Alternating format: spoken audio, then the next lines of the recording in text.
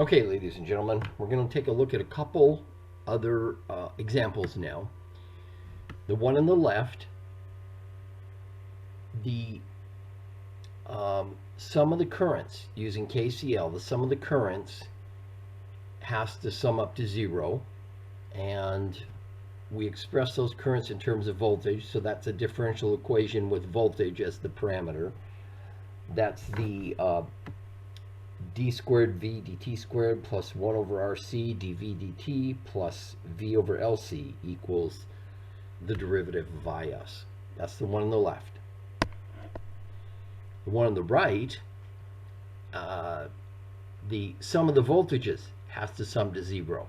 We express that in terms of current.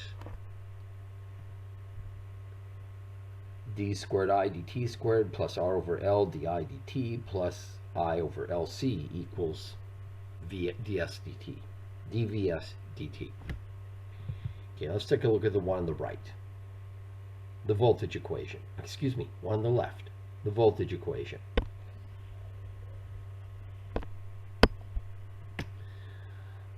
Dividing through by C to get our standard form equation. Right there. Omega n is going to be the root of 1/4, or it's going to be a half. And I don't know why they go into here. So here's the quadratic equation right here. But then they do this. And I go, what's the point of this? Anyway, probably some math and algebra involved and stuff like that. That I don't know and I don't care. I know how to solve the quadratic equation. I know how to say, okay, 1/4 equals omega n squared. That 2 zeta omega n has to equal a half, or zeta omega n equals a 1/4, or zeta equals 1/2. Okay. Sigma, you recall, that's omega n times zeta. It's 1/4. That's the exponential decay factor.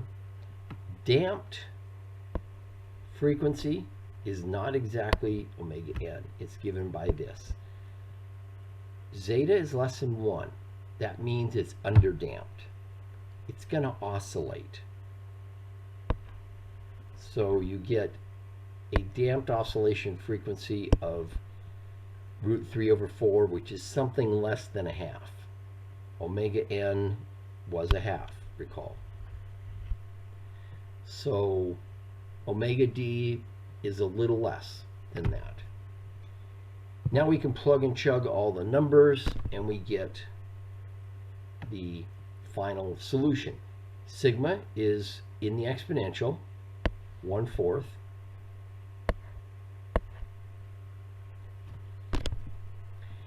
And then the 3/4 becomes the frequencies in the sines and cosines. And the A1s and A2s, there we go, A1s and A2s are determined by the initial conditions. Let's see, what else do I have to talk about this? Don't have to talk about it much. An oscillating type equation. Okay, this one here, this is what we start with. We got to divide through by L, and we're going to get this. R divided by L is going to be 2. Capacitance can be 3 different values. Divided by any of those capacitances, 1 over LC is going to be the numeric value of the capacitance. Of course, it's going to be in a second squared. LC has units of second squared. So numerically, it's going to equal to 1 over C. If L were not 1, then you'd have 1 over LC. Omega n is 1 over root C. this has to equal the second term right there. So zeta is root c. If c is a half, zeta is less than 1, that's underdamped. C equals 1, that's critically damped. C equals 2, overdamped. Underdamped means oscillation. Overdamped means it's going to look more like an LC circuit. R is kind of big. Or not an LC circuit, an LR circuit. R is kind of big. The discriminant, the square root of b squared minus 4ac. B squared is 4. Minus 4 divided by a is 1. C is 1 over c. The standard quadratic formula. Okay, so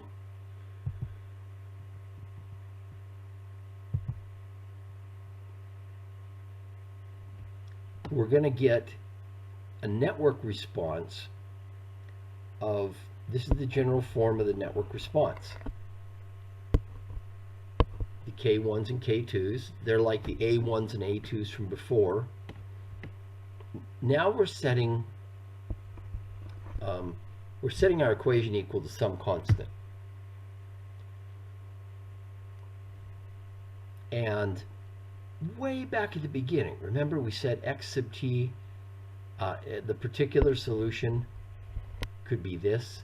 And then this solves the equation of d squared x dt squared plus 2 zeta omega n dx dt plus omega n squared x of t equals 0. This solves the homogeneous equation. And the sum of the two is a solution, is also a solution. And that's how we do our constants. That's how we figure out what K1 and K2 have to be. So the value at 0 has to equal K1 plus K2 plus this, a over omega n squared. The derivative at 0 then has to equal these numbers, this equation. So if we have an underdamped situation, we're going to get a general form of the equation like this. A constant, this is a constant. Damping, exponential decay, and oscillation. Okay, let's go.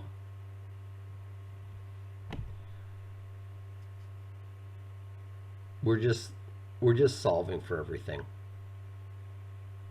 We're solving for all these coefficients, the A1s, the A2s, the A3s, or there isn't any A3s, A1, and A2. We're just solving for it. And getting this. Now this is underdamped. This is critically damped. What happens, how do we get the constants when it's critically damped? So formula for the constants, underdamped, critically damped. Formula for the constants. At 0, you get this equation to find B1 and take the derivative to get B2. Okay.